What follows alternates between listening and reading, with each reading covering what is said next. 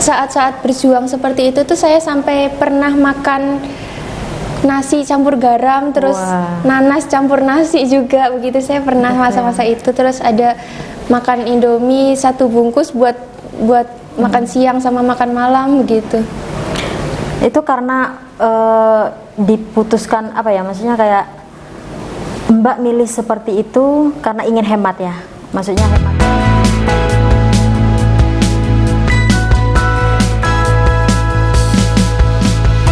Assalamualaikum warahmatullahi wabarakatuh. Waalaikumsalam warahmatullahi wabarakatuh. Halo Sobat Basis, dimanapun kalian berada, semoga kalian tetap dalam lindungan Allah Subhanahu wa Ta'ala. Nah Sobat Basis, hari ini kita akan melakukan podcast bersama salah satu mahasiswa penerima beasiswa dari Basis UB. Tapi sebelum itu, kami ingin mengenalkan salah satu program kerja kami, yaitu kami menyediakan celengan dan QRIS untuk memudahkan Sobat Basis, khususnya mahasiswa Universitas Brawijaya untuk bersedekah. Karena kami sudah menyediakan di setiap fakultas yang ada di Universitas Brawijaya. Baik, selanjutnya mungkin kita untuk mempersingkat waktu ya, kita akan melakukan podcast ini, di mana di sini sudah ada narasumber kita. Mungkin Mbak bisa memperkenalkan diri dulu kepada Sobat Basis Online kita. Oh iya, terima kasih Mbak. Baik, Assalamualaikum warahmatullahi wabarakatuh. Perkenalkan, nama saya Devi Mei Susanti, bisa dipanggil Devi. Nah, saya ini berasal dari desa di Kecamatan Cilongok, Kabupaten Banyumas, Jawa Tengah. Dan saat ini saya berdomisili di Kota Malang, di Sumbersari. Oke, terima kasih. Nah Sobat Basis, perlu diketahui Mbak Devi ini merupakan mahasiswa yang mungkin bisa dibilang mahasiswa yang penuh inspiratif buat kita semua, khususnya dalam berjuang untuk menuntaskan pendidikan. Mbak Devi ini menjalankan kehidupan beserta pendidikannya dengan penuh perjuangan. Mungkin kita bisa sharing mengenai hal itu ya Mbak. Siapa tahu dengan kisah inspiratif dari Mbak Devi ini kita bisa mengambil manfaat yang menambah semangat kita untuk menuntaskan pendidikan. Disclaimer sebelumnya teman-teman, sebelum melanjutkan podcast kali ini perlu diketahui bahwa tidak ada unsur paksaan dalam podcast ini, termasuk beberapa alur cerita yang akan disampaikan oleh narasumber. Semuanya bertujuan untuk memberikan inspiratif buat kita semua. Mungkin kita lanjut saja ya Mbak Devi. Saya akan bertanya mengenai hal yang sangat mendasar sekali ya, karena Mbak Devi ini merupakan salah satu mahasiswa yang bisa dibilang merasakan manfaat dari Basis UB ya. Nah dari hal itu Mbak Devi ini mengenal Basis UB ini dari mana awalnya? Jadi saat itu saya kan masuk di Fakultas Vokasi tahun 2020. Nah saat itu tahun 2020 sampai 2021 itu kan masih corona ya. Nah di tahun 2021-nya lagi saya itu mencoba untuk daftar SBMPTN, kemudian saya ujian dan berarti Mbak Devi ini gitu. Double degree ya? Ya, saya double degree di vokasi tahun 2020. Nah dan di VIA itu tahun 2021. Kemudian saat saya mengenal Basis itu kan di tahun 2021 saya aktif kepanitiaan, terus organisasi juga. Tapi saat itu masih terbatas corona kan, jadi saya nggak bisa menetap selamanya di Malang saat itu. Jadi saya mengharuskan PP, terus ya paling kalau misalnya kepanitiaan saya menginap di Malang hanya 1 minggu, beberapa hari gitu.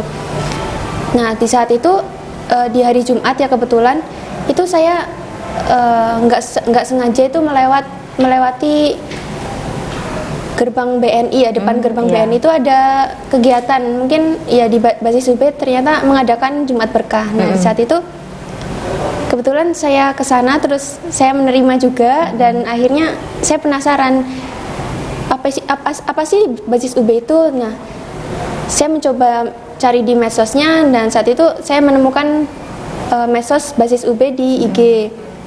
Nah, setelah saya melihat apa itu Basis UB, ternyata di sana itu bukan hanya Jumat Berkah saja program kerjanya, dan ternyata banyak sekali program kerjanya, salah satunya Jumat Berkah, dan yang lain juga ada beasiswa basis.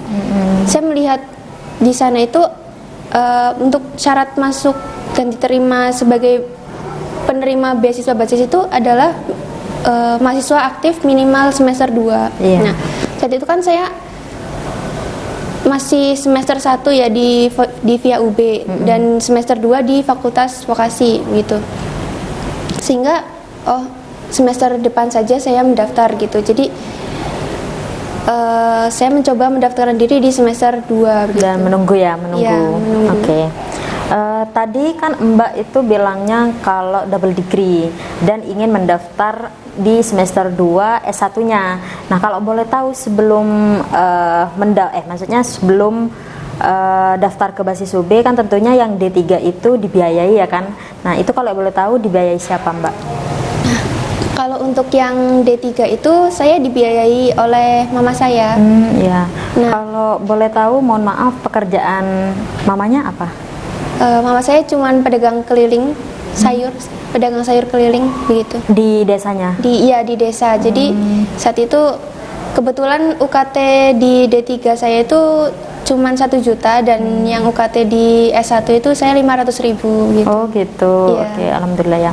Terus dengan penghasilan ibunya sebagai tukang sayur keliling itu memenuhi nggak Mbak yang waktu Mbak biaya kehidupan sehari-hari dan juga UKT itu?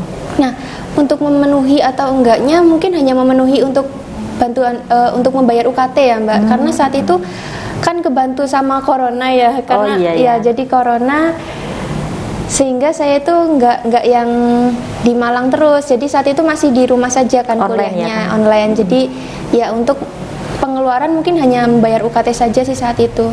Karena semester depannya itu kan semester 2. Nah, saat itu saya mencoba untuk mendaftar beasiswa basis gitu. Oke.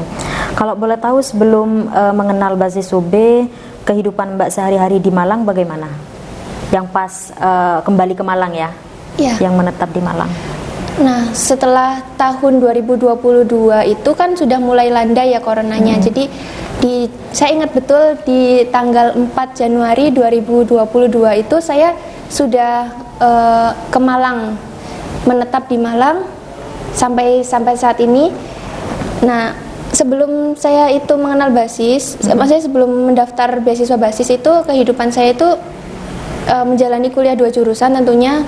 Terus di tanggal 5 Januari itu saya mencoba mencari pekerjaan dan alhamdulillah saya diterima bekerja di salah satu outlet di Kota Malang. Saat itu saya bekerja di jam 2 sore sampai jam 9 malam setiap hari, dan liburnya hanya di hari Selasa begitu. Jadi saya menjalani kuliah 2 jurusan, terus saya sambil bekerja full time juga. Nah, saya ya bekerja dari situ, saya bisa menghidupi diri saya sendiri dari hasil bekerja full time saya itu. Oh gitu. Waktu awal-awal balik ke Malang ya? Iya betul. Itu kayak Mbak itu memutuskan seperti itu, berarti Mbak ingin mandiri gitu ya? Betul Mbak, semua itu memang saya tekadkan untuk mandiri begitu. Gitu. Karena jadi, kondisi juga yang mengharuskan saya untuk mandiri.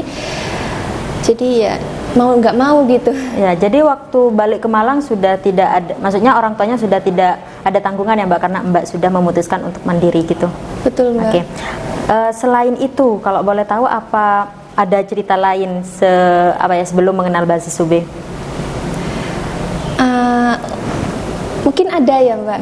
Saat itu saya ingat betul kalau saat-saat berjuang seperti itu tuh saya sampai pernah makan nasi campur garam, terus nanas campur nasi juga begitu. Saya pernah masa-masa itu. Terus ada makan Indomie 1 bungkus buat makan siang sama makan malam begitu. Itu karena diputuskan maksudnya kayak Mbak milih seperti itu karena ingin hemat ya? Maksudnya hemat dari pengeluaran ekonominya untuk memenuhi dengan biaya UKT yang S1-nya dan lain sebagainya. Tentu Mbak, karena saat itu kan saya nggak mau, maksudnya orang tua saya juga sudah punya beban, saya juga nggak mungkin kan nambah beban juga karena biaya hidup di Malang, entah biaya kos atau biaya makan sehari-hari begitu. Jadi saya mau nggak mau harus bisa mandiri juga gitu, Mbak. Ya, oke. Nah, apa yang membuat Mbak Devi bisa seyakin itu memilih bertahan di Malang dengan kondisi yang seperti ini, terus memutuskan untuk mandiri, dan juga waktu itu Mbak itu bekerja, habis itu masih kuliah dua jurusan ya Mbak ya. Iya. Dan menurut saya itu, kalau saya sendiri itu berat sekali. Jujur saya mahasiswa juga, saya juga anak rantau, dan untuk di posisi Mbak itu menurut saya berat.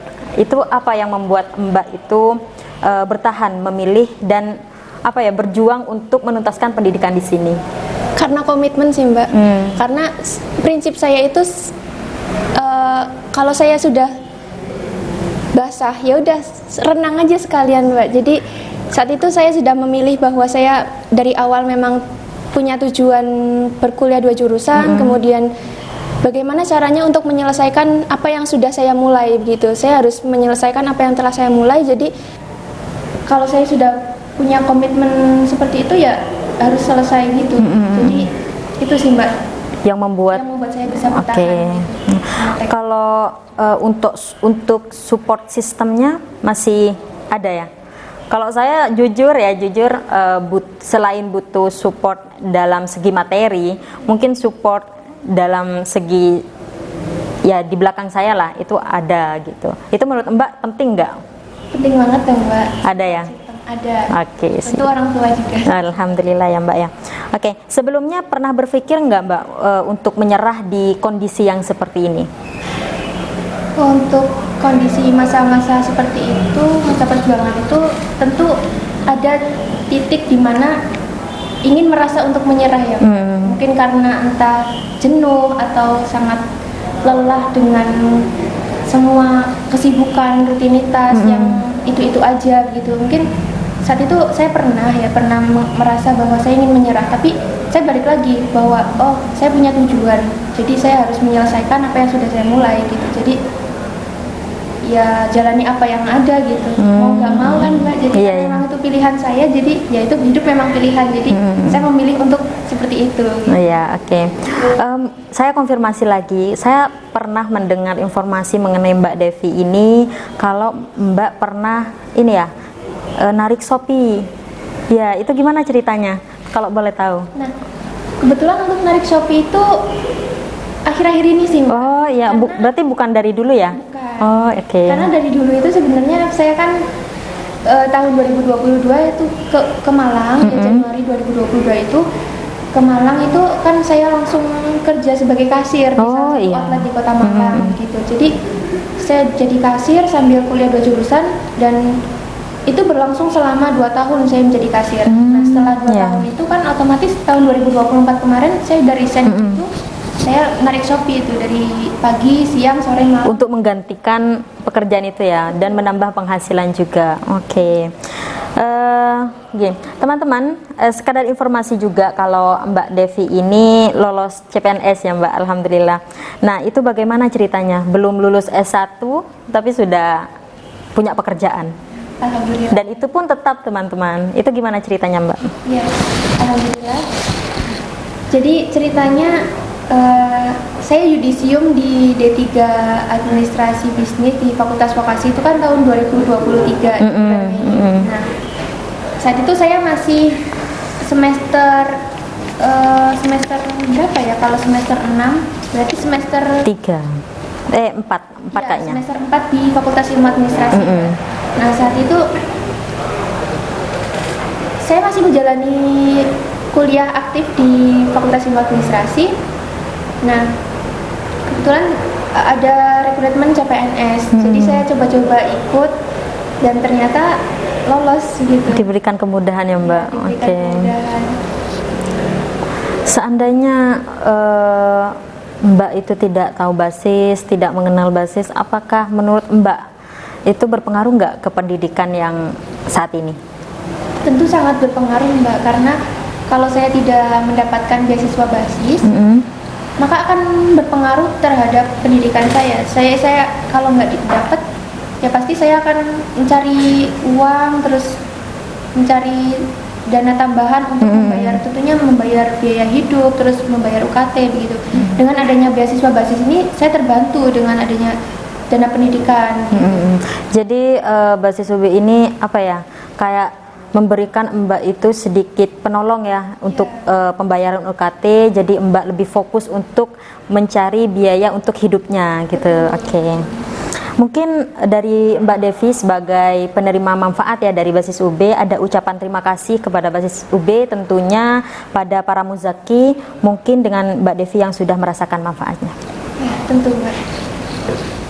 Saya pribadi mengucapkan terima kasih kepada para muzaki yang telah menitipkan dana kepada basis UB untuk disalurkan ke para mustahik. Nah, salah satunya itu saya. Saya berharap basis UB terus memberi manfaat kepada banyak orang dan lebih maju ke depan. Meskipun saat ini kita ini menjadi penerima zakat, semoga Allah memberikan kemudahan untuk kita bisa bangkit sehingga suatu hari nanti saya juga berharap bisa menjadi muzaki yang bisa memberi manfaat bagi orang lain. Mungkin ada kata-kata motivasi ya untuk mahasiswa Universitas Brawijaya. Semua di dunia ini saling terhubung. Apa yang kita lakukan saat ini bisa berefek di masa depan. Mungkin ada istilah setiap biji berpotensi menumbuhkan pohon yang besar. Apa yang kita tanam itu yang akan kita tuai.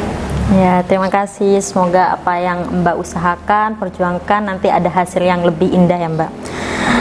Baik Sobat Basis, dimanapun kalian berada, cerita inspiratif kali ini mungkin sangat bermanfaat bagi kita semua sebagai generasi muda yang sedang menempuh pendidikan.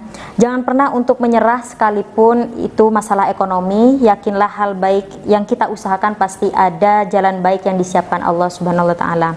Mungkin sharing kita kali ini dengan Mbak Devi kita akhiri. Semoga dengan inspirasi dari Mbak Devi memberikan motivasi baru untuk kita dalam menempuh pendidikan. Kami dari Basis UB mengucapkan banyak terima kasih. Wallahul muwaffiq ila aqwamit thoriq. Wassalamualaikum warahmatullahi wabarakatuh. Waalaikumsalam.